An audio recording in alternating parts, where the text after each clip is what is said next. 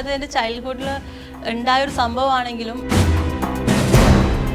ഒരു സെക്ഷലി ഒരു കമൻറ്റ് വരുമ്പം എനിക്കതിന് ഇറിറ്റേഷൻ വരുന്നത്, എനിക്ക് ആ സാധനം എനിക്ക് ടോട്ടലി ആ ഒരു സംഭവത്തിനോട് എനിക്ക് ഇറിറ്റേഷൻ ഉള്ളതുകൊണ്ടാണ്. ഞാൻ കംപ്ലീറ്റ്ലി ഓവർകം ചെയ്യുമെന്ന് പറയാൻ പറ്റില്ല. കാരണം എനിക്കിപ്പോഴും എനിക്ക് ആസ്വാദനം വരാത്തതിൻ്റെ മെയിൻ റീസൺ എനിക്ക് അപ്പോൾ തോന്നുന്നത് കത്തിയെടുത്തൊരാണ് കുത്താൻ. ഇപ്പോൾ ചേച്ചിയുടെ ചൈൽഡ്ഹുഡ് ഒരു ഫുഡ് ഐറ്റം ആണെങ്കിൽ അതിൻ്റെ ഒരു ഫ്ലേവർ എന്തായിരിക്കും? ചൈൽഡ്ഹുഡും എല്ലാം എനിക്ക് സ്വീറ്റ് തന്നെയാണ്. കാരണം എനിക്ക് എന്തെങ്കിലും ഓപ്ഷൻസ് ഉണ്ട്.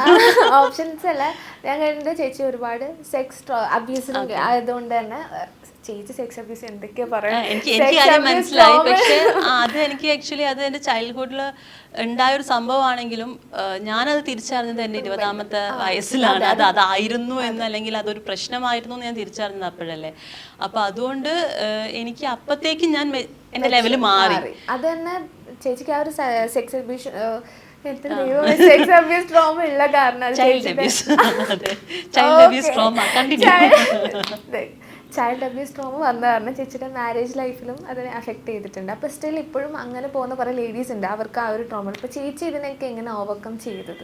ഞാൻ കംപ്ലീറ്റ്ലി ഓവർകം ചെയ്യുമെന്ന് പറയാൻ പറ്റില്ല. കാരണം എനിക്കിപ്പോഴും എൻ്റെ മേ ബി ആ ഒരു ചൈൽഡ് അബ്യൂസ് ഇഷ്യൂസ് അല്ലെങ്കിൽ അങ്ങനത്തെ ഒരു സംഭവം ഉള്ളത് കാരണമായിരിക്കാം എനിക്കിപ്പോഴും കമൻറ്റ് ബോക്സിലൊക്കെ ഒരു നെഗറ്റീവ് കമൻറ്റ് അല്ലെങ്കിൽ ഒരു സെക്ഷലി ഒരു കമൻറ്റ് വരുമ്പം എനിക്കതിന് ഇറിറ്റേഷൻ വരുന്നത്, എനിക്ക് ആ സാധനം എനിക്ക് ടോട്ടലി ആ ഒരു സംഭവത്തിനോട് എനിക്ക് ഇറിറ്റേഷൻ ഉള്ളതുകൊണ്ടാണ്. അങ്ങനത്തെ ഒരു കൈൻഡ് ഓഫ് സാധനം വരുമ്പം ചില ആൾക്കാർ വിചാരിക്കാൻ ഇത്തരം കമൻറ്റുകൾ കാണുമ്പോൾ അവർക്ക് എന്നോട് ആർക്കും ചോദിച്ചിട്ടുണ്ട്, നിങ്ങൾക്ക് കമൻറ്റ് കാണുമ്പോൾ നിങ്ങളും അത് ആസ്വദിക്കുന്നില്ലേ? എനിക്ക് ആസ്വാദനം വരാത്തതിൻ്റെ മെയിൻ റീസൺ എനിക്ക് അപ്പോൾ തോന്നുന്നത് കത്തിയെടുത്തൊരാണ് കുത്താനാണ്.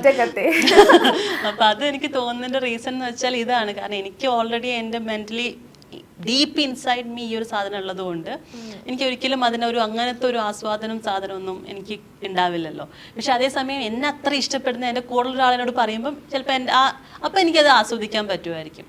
അപ്പോൾ ആ ഡിഫറൻസ് ഉണ്ട്. ഏതോ വഴി കൂടെ പോകുന്ന ആളിൻ്റെ അടുത്ത് പറയുമ്പോൾ എനിക്കത്, കാരണം എനിക്ക് അതിലുമൊക്കെ ഞാൻ അയാളെ ആ ഒരു ബാക്ക് ഇൻസിഡൻ്റ് ആയിരിക്കും കാണുന്നത്. അപ്പോൾ അത് ഞാൻ ഓവർകം ചെയ്യുമെന്ന് പറയാൻ പറ്റില്ല. പക്ഷേ നമ്മൾ ഗ്രാജ്വലി നമ്മൾ ലൈഫ് മുന്നോട്ട് പോകുമ്പോൾ നമ്മൾ എല്ലാ കാര്യവും നമ്മൾ മാറും.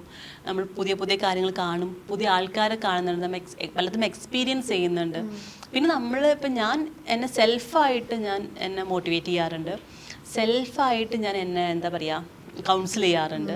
അപ്പോൾ എന്തെങ്കിലും പ്രശ്നം വന്നു കഴിഞ്ഞാൽ ഞാൻ തന്നെ എന്നോട് തന്നെ പറയും, ഇങ്ങനെയാണ്, കുഴപ്പമില്ല, അത് ശരിയായിക്കോളും. അങ്ങനെ ഞാൻ എന്നെ തന്നെ പറഞ്ഞ് ഞാൻ കൺവിൻസ് ചെയ്ത് അങ്ങനെ മുന്നോട്ട് പോകുന്ന ആളാണ്. അപ്പം അത് നമുക്ക് സെൽഫ് മോട്ടിവേഷൻ എപ്പോഴും വേണം. അപ്പം നമ്മൾ പുതിയൊരു കുട്ടി വരുവാണ്ട്, കുഞ്ഞു കുട്ടി വന്നിട്ടാണ് നമ്മൾ സംസാരിക്കുകയാണെങ്കിൽ വേറൊരാൾ വന്ന് നമ്മൾ സംസാരിക്കുമ്പോൾ നമ്മൾ അവരോട് പറയും, അവർക്ക് നമ്മൾ ഫീഡ് ചെയ്ത് കൊടുക്കും. അവർ ഉറങ്ങുമ്പോഴോ അല്ലെങ്കിൽ എപ്പോഴെങ്കിലും അവരോട് പറഞ്ഞു കൊടുക്കണം എന്ന് അവരുടെ പാരൻസിനോട് നമ്മൾ പറഞ്ഞു കൊടുക്കും.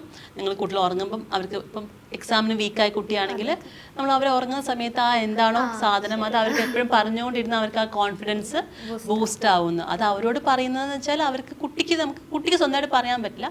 അതുകൊണ്ട് പാരൻസിനോട് ഉറങ്ങാൻ നേരത്ത് ഞാൻ എന്ത് വെച്ചാൽ ഞാൻ സ്വന്തമായിട്ട് ഉറങ്ങാൻ നേരത്ത് ഞാൻ എന്നോട് തന്നെ പറയും, നിനക്കത് പറ്റുമോ, ഇങ്ങനെയാണ് കേട്ടോ, ഓക്കെ കുഴപ്പമില്ല കേട്ടോ, ഒക്കെ ശരിയാവട്ടോ, ഞാൻ എന്നെ തന്നെ പറയുമ്പോൾ ഡെഫിനറ്റ്ലി ഞാൻ പിറ്റേന്ന് എനിക്കത് എൻ്റെ അത് കംപ്ലീറ്റ് മാറും.